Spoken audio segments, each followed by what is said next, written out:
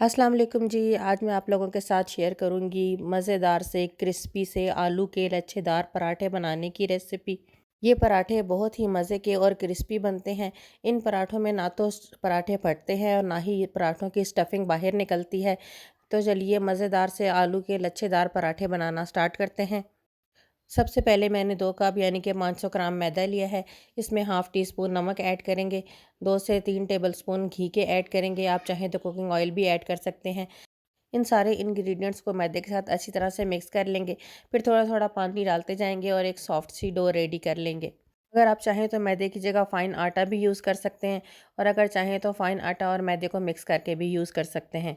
सारे मैदे को वेट करने के बाद इसको 3 से 4 मिनट तक अच्छी तरह से मुक्की लगा के नीट करना है। हमारी आटे की डो रेडी हो चुकी है। इसको हम एक छोटे बॉल में ट्रांसफ़र करेंगे और आधे घंटे के लिए फ्रिज में रख देंगे। अब हम इन पराठों की स्टफिंग रेडी कर लेते हैं। इसके लिए मैंने 500 ग्राम ही आलू लिए हैं। इनको अच्छी तरह से वॉश किया है, छोटे पीसेस में कट करके बॉयल कर लिया है और इनके छिलके रिमूव कर दिए हैं। अब एक ग्रेटर की मदद से हम इन सारे आलूओं को अच्छी तरह से ग्रेट कर लेंगे। आप अगर चाहें तो मैशर से इनको मैश भी कर सकते हैं, बस इसमें कोई गुठली वगैरह बाकी नहीं रहनी चाहिए। अगर आलूओं में गुठली बाकी रह जाए तो उसकी वजह से ही पराठे फट जाते हैं और फिर उसकी स्टफिंग बाहर आ जाती है।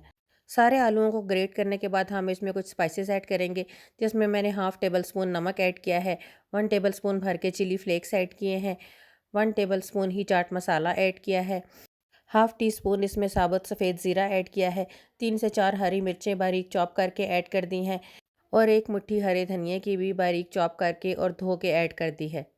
इन सारे इंग्रेडिएंट्स को अच्छी तरह से मिक्स कर लेंगे। तो ये थी हमारी आलू के लच्छेदार पराठे की मज़ेदार सी स्टफिंग, जिनको हमने घर में ही मौजूद इंग्रेडिएंट से बहुत ही सिंपल तरीके से बना के रेडी किया है। स्टफिंग के बाद हम आटे की डो को भी चेक कर लेते हैं। ये बहुत ही सॉफ्ट और सिल्की बनी है। इसको रेस्ट देना बहुत ज़रूरी है। जितना आप ज़्यादा इसको रेस्ट देंगे उतने ही ज़्यादा ये आटा सिल्की और स्मूथ सा बन जाएगा। बस अब हम 2 मीडियम साइज़ के पेड़े बनाएंगे। आप अपनी पसंद से छोटे बड़े जिस तरह के चाहें पेड़े बना सकते हैं। बस काउंटर पे थोड़ा-सा ड्राई आटा डस्ट करेंगे और इन दोनों पेड़ों को चपटा करके छोटी-छोटी सी रोटियां बेल लेंगे। पहले एक रोटी को बेल के हम एक अलग प्लेट में रख लेंगे और फिर दूसरी रोटी को भी बेल लेंगे। अब इस दूसरी रोटी के ऊपर हम आलू की स्टफिंग को ऐड कर देंगे। किसी फोक या छुरी की मदद से हम इस सारी स्टफिंग को पूरी रोटी के ऊपर अच्छी तरह से फैला देंगे। इस आलू की स्टफिंग की हमने बहुत ही पतली लेयर लगानी है। मोटी लेयर से पराठे अच्छे नहीं बनेंगे। बस अब दूसरी रोटी जो हमने बेल के रखी थी इसको भी हम इस स्टफिंग के ऊपर ऐड कर देंगे। ऊपर वाली रोटी के किनारों को हल्का-हल्का सा खींच के दूसरी वाली रोटी के बराबर करके साइडों को उँगलियों की मदद से हल्का-हल्का सा सील कर लेंगे।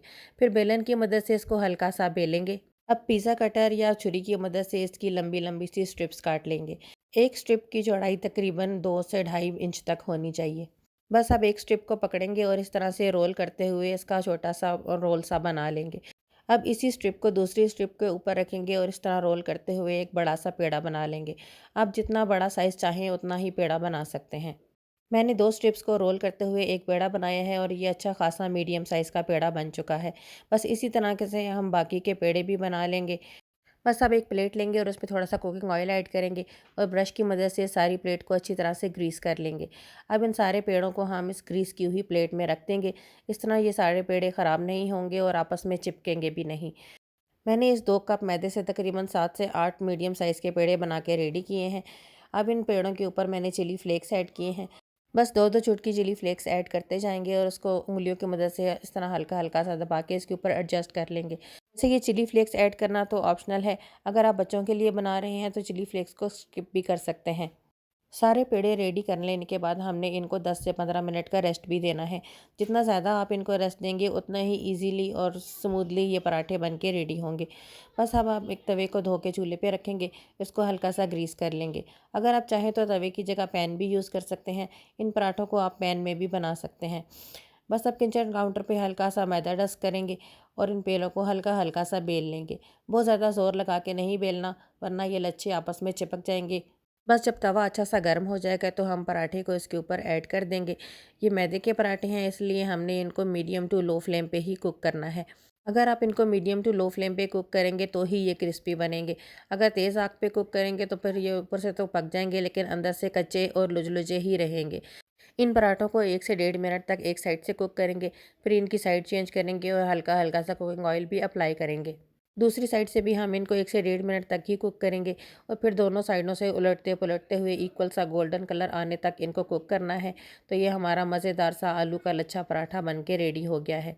बस इसी तरीके को फॉलो करते हुए हम बाकी के सारे आलू के लच्छे पराठे भी रेडी कर लेंगे। इन पराठों को कुक करते हुए आप तवे को देख सकते हैं कि ना ही कोई पराठा खुला है, ना ही फटा है और ना ही किसी पराठे की स्टफिंग बाहर आई है। अगर आपको क्रिस्पी पराठे पसंद है तो आपने इसको मीडियम टू लो फ्लेम पे कुक करना है।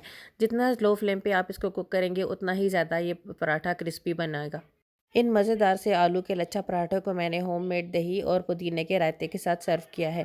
तो ये थी हमारी आज की आलू के लच्छा पराठा बनाने की रेसिपी। रेसिपी अच्छी लगी हो तो ट्राई ज़रूर कीजिएगा और अपने फ्रेंड्स और फैमिली के साथ शेयर भी कीजिएगा।